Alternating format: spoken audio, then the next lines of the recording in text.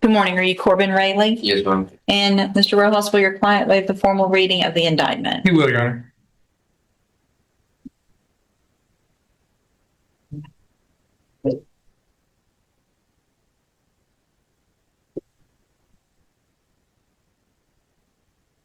Mr. Rayleigh, in cause number 25 DCCR 1482, you're charged with the state jail felony offense of engaging in organized criminal activity, and that's from September 28th of 2025. And how do you plead to that charge?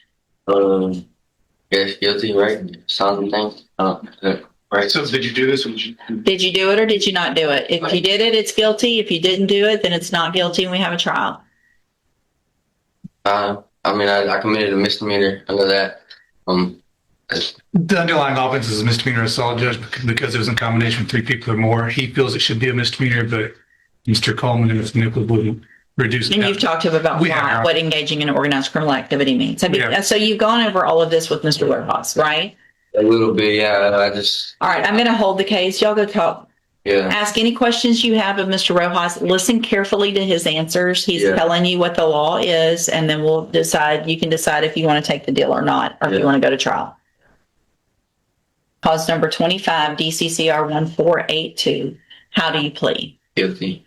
Are you pleading guilty freely and voluntarily? Yes, ma'am. And are you pleading guilty because you did what they charged you with? Yes, ma'am. I have here on the tablet some documents that have your signature on them that the state marks as exhibit number 1. Before you sign these, did you go over them with Mr. Rojas? Yes, ma'am. Do you fully understand them? Yes, ma'am. Do you understand if I follow the agreement that you've made with the district attorney that you'll be waiving or giving up any right to appeal? Yes, ma'am. Now, it looks like the agreement that you've reached is for a 3-year deferred probation. There would be a $500 fine, and you would be required to follow all of the rules and conditions of probation. Do you understand? Yes, ma'am. Do you also understand, if you're not a U.S. citizen, that a plea of guilty or no contest may result in your deportation, exclusion from admission to the country, or denial of naturalization under federal law? Yes, ma'am. State tenders number 1. No objection. It's admitted. Is there any evidence that Mr. Rayleigh is not competent? No, Your Honor. So, Mr. Rayleigh, your unwillingness today at first to take responsibility gives me some concern. Yeah. What you guys were doing that day was absolutely ridiculous. Yes. And somebody could have been seriously hurt. Yes, ma'am. A paintball can cause all kinds of serious bodily injury. Yes, ma'am. And I told Mr. Rojas I'd be willing to do anything civil matter with the victim. You know, I'm not a just horrible person. It was ridiculous and stupid. And you're lucky you're not here for an aggravated assault with a deadly weapon by shooting an eye or shooting somebody in the head in the wrong place. Yes, ma'am.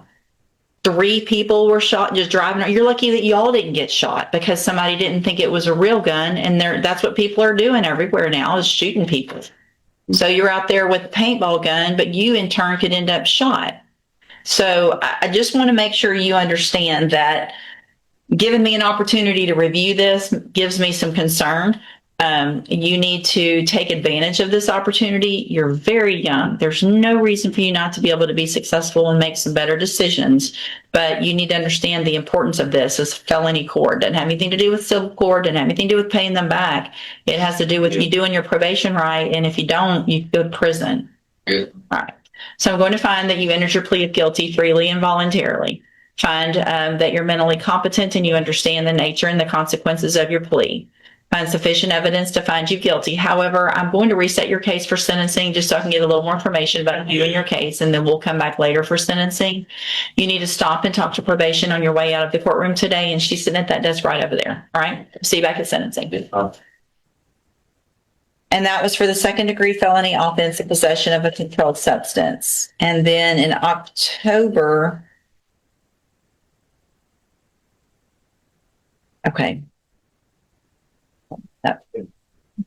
September of 2017, same date, also put on a 5-year adjudicated probation for the state jail felony offense of possession of a controlled substance, clause number 17-2669. And so this is 17-26688. We were previously in court. Mr. Barlow entered pleas of true to counts 3, 5, 6, and 7. So we're just here in the second degree felony. The other one's already expired. I received an updated report. Have you both had an opportunity to review that report? Yeah, Judge. Yes, Judge. Any additions or corrections? Oh, not from the defense judge. Not from the state judge, other than I think we have all previously discussed this before, that the new offense allegations all occurred in Harris County, and we waited some time for those to resolve themselves, which is why we're not approving. Okay. And they haven't resolved themselves? No, Or they have? No, we're currently set for trial next month. I want to say the 20th or 22nd of July. Well, okay. So what he pled true to was failure to remain in Jefferson County, failure to report the arrest, positive urinalysis, and failure to pay fees. And everything else had to do, let me double check. Yeah.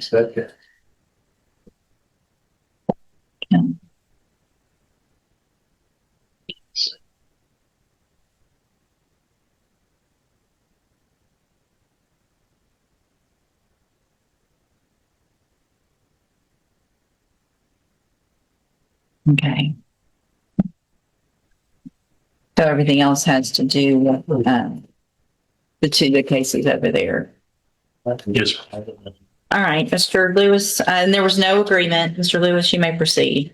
Well, Judge, since he's been on bond, he's been on house arrest, and I think that probably was one of the best things that happened to him, because it allowed him to, one, find stable employment, which he's been able to do, and recently been able to actually find a nice stable housing situation for him and his children. He's basically operating as a single parent, because his wife still legally his wife. She's in Harris County. He's here with the children. He's raising the children himself. So he's been able to find employment, find housing, and he's been doing this on his own. He's currently even, you got to see the bandages there. He had a situation where he had a burn incident, and he still was able to continue employment and continue working to take care of the children. So I know that the recommendations, of course, of probation have been either ISF or some type of zero tolerance of high risk caseload. We would ask that he will be placed on some type of high-risk caseload where he will be able to continue that on, because I think any type of incarceration right now would be counterproductive with the progress he's made over the last few months, Judge. And given his motivation, I think it'd be really good for him if we can continue that on, especially taking care of those children. Ms. Golfino? Judge, I'd like to see if Mr. Kitchens has anything to add other than his report. I have a couple comments. He has been doing, since he's been on a bond and house arrest. I will agree with Mr. Lewis saying he's got a different attitude. He has been tested positive with the probation department, and it sounds like it's made a difference. Okay. And that's what I wanted to see, Judge, if he concurred with that. I would agree with Mr. Lewis that as many times as we've dealt with Mr. Barlow on this case, on other issues in the past, I mean, I felt like I've had him on my caseload for 5 or 6, 7 years. I don't know that derailing him now is beneficial. I know that the issues with this female friend or wife or whomever is obviously, you got to get that straightened out. I'm sorry to interrupt. What's the long-term? Actually, when y'all put me on house arrest, that kind of like, it was hard for me to get away from because of my wife and my 2 kids. When y'all put me on house arrest, I've been on it for 6 months. So no contact, only way I can contact through my mom. So the feeling that I had before is gone. Finally, y'all gave me a chance to get a job. I thank you for that. Got the job, worked as a regular worker. They just upgraded me to a supervisor. Been trying to pay 2 or 3 times a week, a month. You know what I'm saying? I've been clean. I've been happy. I could take care of my kids and do things I couldn't do, which was real hard for me at the time because I was so focused on her. But through these 6 months, y'all kind of fixed me to a different position to see that I can do better without. So the long-term plan is not to try to reconcile and get back in that situation. It really just, it pushed me away because what I did, I probably would have been still trying to be in a relationship with her, try to keep my family together. And Mr. And Lewis sometimes that's not the best thing for the kids. Lewis had conversations with me as well on the side after coming from court in Houston and saying maybe this ain't what. You know, my dad haven't been there to tell me nothing. I've been dealing with Mr. Lewis about 8 years. And like I told him, he taught me a lot of father figure things that kind of down on my brain that I couldn't even focus on without another male person that's in a good position in life to kind of direct me. So it kind of put me in the right stand. And Mr. Kitchens always was out to hear what I had to say. And I appreciate him as well. Well, here's the thing, Mr. Barlow. If I give you this opportunity today, you've got to take advantage of it because you're not going to get this opportunity again. You've got everybody behind you. Mr. Lewis has worked very hard. I've signed, I don't know how many times he's sending over emails. Can he go do this? He's got a job. Can he? And I want you to do all those things that are positive, but you've got to stay on the positive track when things kind of lighten up a little bit eventually on probation. You're going to have to do it on your own. So what I'm going to do, I'm going to find that you entered your pleas of true to counts 3, 5, 6, and 7 freely and voluntarily. Find those counts true, find sufficient evidence to revoke your probation, but I'm not going to do that today. I'm going to continue you on probation. I am going to order that you're on the high risk specialized caseload and that it's zero tolerance. That means you just have to do it all right. You know, there's no hiccups anymore, no contacts, communication with Ms. Foster. Continue doing what you need to about your kids through your mom. If that's working, then that's great. Use that. If that's not working, then there needs to be something else done. And I would think that to help you guys, it's once you get this taken care of, you need to save up what you can and get someone. You can talk to Mr. Lewis about helping you through the family court system so that y'all have some orders in place with regard to the kids. And there's not all of the communication that you might have to have now because things aren't set on who has what and doing what. But as far as I'm concerned, this is going to be your opportunity. No contact. I mean, I'm not going to leave you on house arrest anymore. I want you to go work and do those things. You cannot leave Jefferson County. If she comes to Jefferson County, you better avoid her. If she shows up, you better go lock yourself in a closet and call the police and say, I'm trying. She's bothering me. She can't give you permission to violate my order. Okay, so she can't say, it's okay. Let's just talk about the kids. It's not okay because you're going to end up in prison, not her. Does that make sense? Yes, ma'am. All right, so I'm handing you the trial court certification. This wasn't an agreement. You can talk to Mr. Lewis about that. And if there's anything else, Mr. Kitchens, that comes up that you think would be a good condition to add that would help Mr. Barlow, then just let me know. We'll make that happen. Good luck to you. Thanks. It's nice when I listen. And Good morning. Are you Broderick Guillory? Yes, ma'am. And will your client waive the formal reading of the indictment? He does.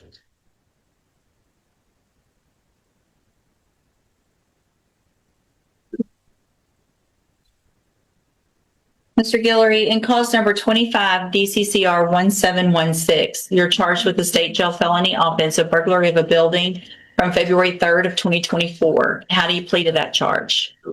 Are you pleading guilty freely and voluntarily? And are you pleading guilty because you actually did what they've charged you with? I have here on the tablet some documents that have your signature on them that the state's marked as exhibit number 1. Before you signed these, did you go over them with Mr. Lewis? Do you fully understand that? Yes. And do you understand if I follow the agreement that you've made with the district attorney that you'll be waiving or giving up any right to appeal?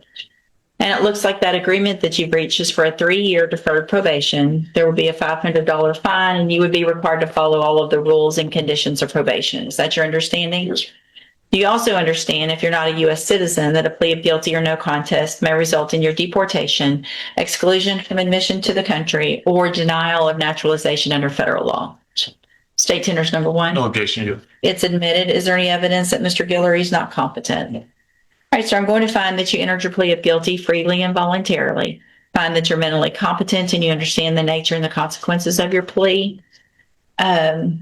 Ms. I'm looking, Malvina? Judge. It looks like what they alleged is not the right word, but what they stated was that the appliances were approximately $1,000 each and the window to be repaired $600. That being said, that's in the offense material. They have failed to, since 2025, submit a restitution request at our letter request. I don't have a problem waiving the PSI if you want to do maybe an amount not to exceed, but that's all the information I have. I'll send another letter. I think since restitution is a possibility, I'm going to go ahead and get the pre-sentence report done. That way they can also reach out potentially if there's any amounts that get confirmed between now and then, we'll do sentencing then. So again, find sufficient evidence to find you guilty. But what I'm going to do is reset the case for sentencing so that the probation department can do a pre-sentence report. That'll give me more information about you and your case. More specifically, really about the restitution that could potentially be ordered. So if there's restitution, if there was something that did not get returned or things that were damaged, then that is going to be part of your probation that you pay that back. And so we're going to go through this process so that they can see if they can get those amounts. When you're leaving today, you need to stop and talk to probation. She's sitting at that desk right over there, and then we'll see you back at sentencing in a few weeks. All right. Thanks. You're free to go. Good morning, sir. Are you Rodney Hines? Yes, ma'am. And Mr. Hines, did you get someone hired? No, ma'am. I talked to a few lawyers because of my background. They want a significant amount of money. Who'd you talk to? Talked to Brittany Holmes, Ryan Gertz, Corey Greenshot. Talked to right finger secretary. I'll probably go meet her when I leave.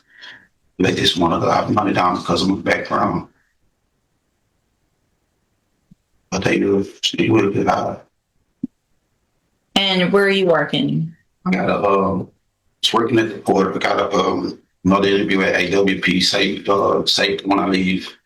So you're not working at the port right now? No.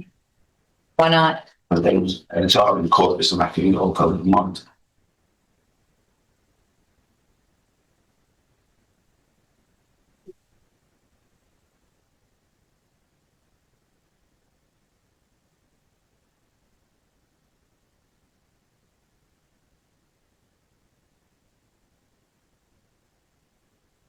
I'm going to, if I test you this morning, you going to have anything in your system? Let's double check that, and then we'll talk about your options. Have a seat in the jury box. And Mr. Hines, you tested positive for THC. When's the last time you used marijuana? 3 weeks ago. So you're trying to get a job, you have jobs, and you know you're going to get tested on jobs, especially the type of job that you're doing, and you're using marijuana. You know, I ever since last call, I've been trying to get clean. I had stopped smoking. Since I got the job offer from multiple job offers, I had stopped smoking. See, right now I just do have a little work for cleaning up trucks with CDL. I'm also in class to try to get my CDL. So that's what I've been getting my little money from. So here's what you're going to do, Mr. Hines. You're going to get a drug patch. You're going to get it on today. You can ask your bondsman where to get that. You're going to wear your drug patch. Obviously, it's going to test positive probably the first go round. But if you're telling me the truth about 3 weeks, then it should be going down and be negative within the next patch. You have to get them changed every 2 weeks. If you do not get it changed on time, if you show up and it's not testable, if it falls off, anything like that is going to be a violation of your bond, and you will have your bond raised and you will be back in custody. No questions about it. Do you understand? So you need to talk to your bondsman. Actually, if you on your way out, there's probation right there. She has a list of places where you can get that as well. So you can stop and ask her for that list. I need proof to your bondsman today that you have a drug patch on your arm. Okay? All right, step in front of the clerk. She'll give you a reset notice. Yes. The indictment.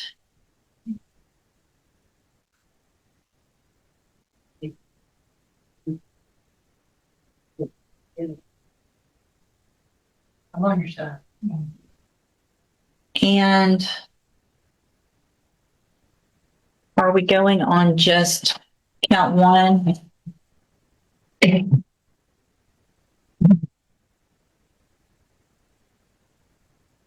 No, we won't. Yeah. Yeah, just count one with the priors for the district. Right. Okay, give me a second.